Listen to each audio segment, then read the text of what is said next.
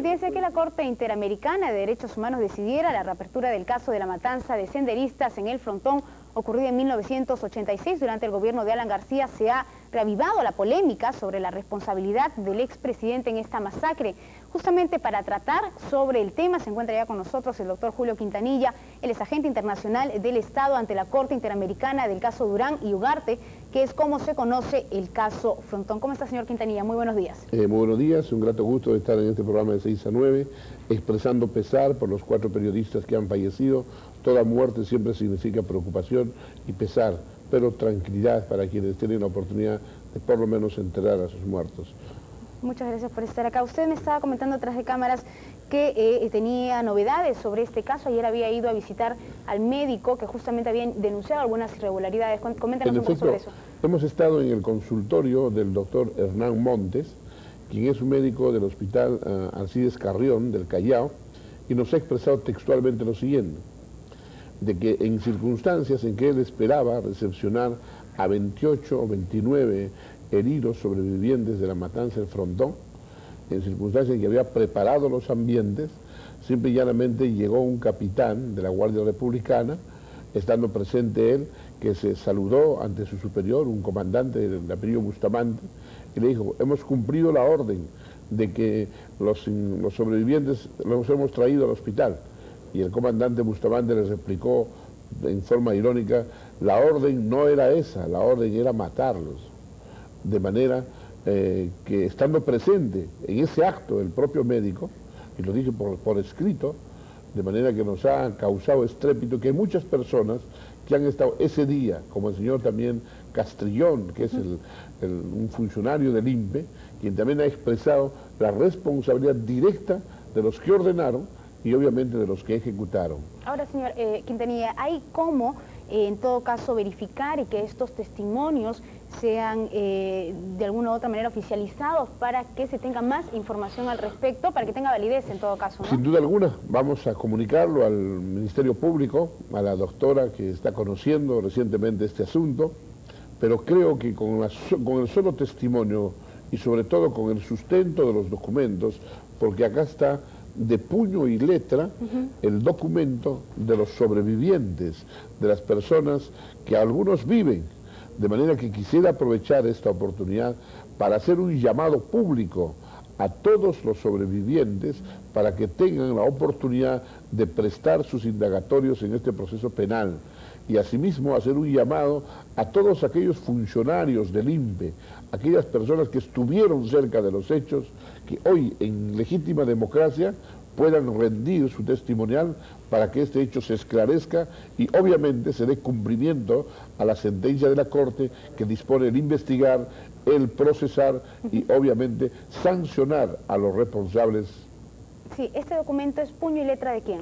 Es puño y letra del doctor Hernán Montes, que es la persona que puso las historias clínicas, el número de la epicrisis, y estos documentos son sumamente valiosos. Lo haremos llegar hoy al Ministerio Público para que pida del hospital en qué situación estuvieron al ingresar y si hoy día se encuentran muertos o se encuentran vivos. Extraoficialmente sabemos que muchos están aún con vida, sin embargo el resultado oficial tendrá que darnos también el propio hospital y el propio testimonio de ellos. ¿Se ha tenido información de amenazas a los sobrevivientes de lo que pasó en esta masacre? Sin duda alguna. El señor Castrillón, con quien también hemos tenido oportunidad de conversar, nos ha dicho que a 3 funcionarios del INPE que vieron cómo se ocurrieron los hechos, que estuvieron presentes, fueron requeridos por el presidente de la República, invitados incluso a un almuerzo en el Palacio de Gobierno, pero no hubo tal almuerzo, sino se los confinó, 15 días se los detuvo, estuvieron presos.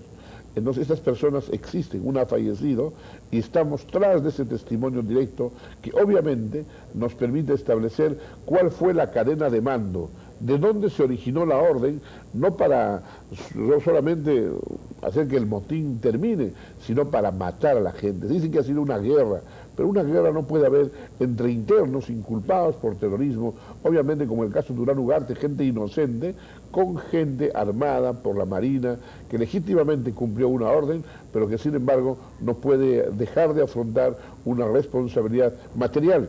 Pero necesitamos saber también quiénes son los autores intelectuales de estas órdenes. Ahora, ya de verificarse los testimonios, por ejemplo, del médico con el que usted ayer estaba reunido, ¿qué implicaría esto en el proceso y a quiénes implicaría? Implicaría prácticamente a los autores materiales, que están perfectamente identificados, a los autores intelectuales, es decir, a las personas, al Consejo de Ministros. Entiendo que no a todo el Consejo, por lo menos algunos, los más preeminentes, el presidente, el ministro de Justicia y otros ministros que tengan que ver con el asunto, o los que hayan tenido una participación activa en la toma de este acuerdo, que está en un acta. De manera, ¿qué sentido haría propiamente que el fiscal ya no esté más investigando, indagando, sino debiera formalizar la denuncia? Se está haciendo un estudio de todos los casos en que el Ministerio formaliza denuncias, y quisiéramos que este caso, al igual que los otros, tenga el privilegio de ser investigado judicialmente, porque habría un pequeño riesgo de estar buscando los 20 años para que esta acción prescriba. Pero no obstante, creo que con estos testimonios, con otros que podrán darnos la gente que nos escuche en este momento, el fiscal tiene que formalizar la denuncia, el juez dictar el auto apertorio de instrucción, decretando el mandato de detención o mandato de comparecencia. ¿Para quiénes? Para los autores intelectuales. Obviamente dictará mandato de detención para quienes encuentren suficientes pruebas de que han cometido este ilícito penal como agentes directos o también como cómplices o encubridores o como agentes intelectuales. ¿Podría estar ahí el líder aprista? Sin duda que sí, pero nosotros nos remitimos al acuerdo con el que se sancione a los responsables. Nosotros no tenemos ninguna duda que esto será así, pero esto corresponde enteramente al Ministerio Público para que, conforme al decreto legislativo 052, ley orgánica del Ministerio Público, proceda conforme a sus atribuciones. Ahora, según un informe, bueno, que también nos ha hecho llegar a modo de resumen, aquí hay una información: el 19 de junio, el presidente de la República dictó un decreto supremo, ¿no?, de número tal, mediante el cual declaró los penales como zona militar restringida y los dejó formalmente bajo la jurisdicción del Comando Conjunto de las Fuerzas Armadas. ¿Qué pasó con esta norma? Esta norma impidió, por ejemplo, el ingreso de autoridades civiles y judiciales al frontón y dio a la Marina de Guerra del Perú el control absoluto en el penal. Sobre esto, ¿hay irregularidades? ¿Cuándo rige esto? Bueno, este es un estado de excepción, es decir, que el frontón lo dejaron prácticamente en jurisdicción de la Marina del Perú, como ahí queda, pero sin embargo, en estas condiciones, el que ordena también pues asume su condición de jefe supremo de las Fuerzas Armadas. Entonces habría una línea de mando que van desde el propio presidente de la República hasta el último marino que ejecutó, mató a las personas. Pero lo extraño es que estas personas que están acá en relación se escondieron, y cuando el fiscal de la Nación hace un llamado público, hay algún sobreviviente, salen por ahí 1, 2, 3, y muchos de los cuales fueron llevados al hospital, y a este hospital, cuando se dice que la orden no era prácticamente sanarlo, sino la orden era matarlo. Necesitamos encontrar a este coronel Bustamante, a este capitán y a todos aquellos quienes tengan que deponer algo a favor, y obviamente valorando su declaración es que también podrán acogerse a algunos beneficios que le otorga la ley. Lo que no podemos permitir es que este hecho quede impune, que se trate de confundir que el Ministerio Público ya juzgó. El Ministerio Público no juzga, el Ministerio Público es una entidad que investiga, de manera de que no hay cosa juzgada, y el mandato del Consejo Supremo de Justicia Militar, que en algún momento decía que era cosa juzgada, fue desestimado ya por la Corte Interamericana de Derechos Humanos, que en la última sesión ordinaria acontecida en Costa Rica ha establecido y ha requerido al Perú, que tiene obligación de cumplir los extremos de la sentencia, investigando, procesando y sancionando a los autores materiales y a los autores intelectuales de este lamentable hecho que en este momento nos ocupa. Ahora, señor Quintanilla, es de entender que probablemente los sobrevivientes, muchos hayan salido del país y otros simplemente no quieran aparecer por temor. ¿Eso de alguna forma complicaría un poco la situación en el proceso de investigación o no?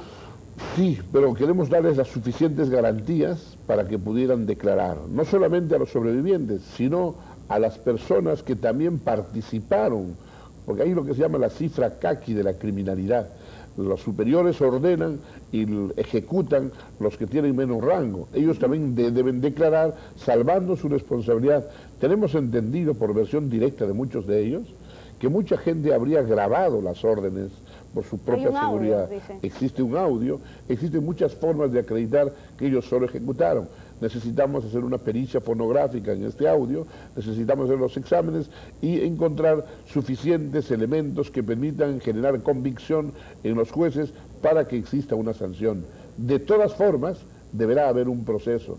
La gente que está buscando que no haya proceso, que fue juzgado, sin duda alguna, tal vez que pretenda rehuir responsabilidad, pero a la luz de los conocimientos y los hechos objetivos, a la luz del pedido internacional, estoy absolutamente seguro que el Poder Judicial, como no podrá ser de otra forma, dispondrá la investigación formalizada que sea por la fiscal del caso, este asunto que preocupa no solamente a Perú, sino a todo el mundo, porque fue un hecho muy comentado y no es justo que no haya una sanción específica en este caso. Ahora, sobre esta solicitud que ha hecho la Comisión Interamericana de Derechos Humanos, esta solicitud al Estado peruano, imaginamos que la investigación va a demorar mucho tiempo. ¿Hay algún, en todo caso, algún problema, algún inconveniente con el hecho de que esto pueda demorarse mucho tiempo, que no se puede identificar y corre el riesgo de que esto quede nuevamente pues en un proceso así totalmente colgado?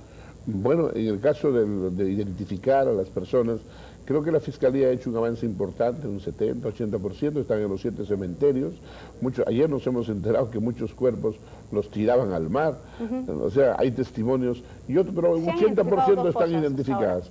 Y en el caso concreto, se procederá pues también al examen de ADN, lo que no implica de que se empiece con la investigación formal, judicial, garantizando el debido proceso para los inculpados y obviamente su irrestricto derecho de defensa que planteen las instituciones que sean necesarias, pero no puede dejar de que haya un proceso penal con todas las garantías, al final del cual se establecerá la responsabilidad o la irresponsabilidad de los que en este momento presumimos inocentes por mandato de la ley, pero que sin embargo no pueden eludir la acción de la justicia en un hecho que es mandato de la Corte, que tiene fuerza vinculante, una sentencia supranacional que el Estado peruano, por propia decisión, ha aceptado la competencia contenciosa, de suerte tal de que en estas alturas no puede decir me retiro, no me retiro, tiene que cumplir la sentencia y de manera que esa será la única garantía para todos los peruanos que la vida de todos nosotros vale igual. Bien, señor Quintanilla, muchísimas gracias por estar aquí en De 6 a 9. Era Julio Quintanilla, miembro de la Comisión de Indultos y Conmutación de la Pena y además agente internacional del Estado ante la Corte Interamericana de Derechos Humanos. Esto sobre el caso Durán y Ugarte, el tema de... Solo la posición de la Comisión de Indultos, por razones, yo he renunciado a esa comisión y a todas aquellas comisiones. He renunciado hace más o menos unos 4 meses. Estoy abocado a una defensa estricta como profesional. Sí tengo el privilegio de ser un abogado defensor ad honorem de la señorita Ida Merino, sí, bueno, del Martillo, es otro caso. Le agradezco infinitamente y esperamos que haya justicia, porque es lo que reclama el pueblo de Perú. Justicia y solo justicia para todos los peruanos. Muchas gracias por estar aquí en De 6 a 9. Nosotros hacemos una pausa.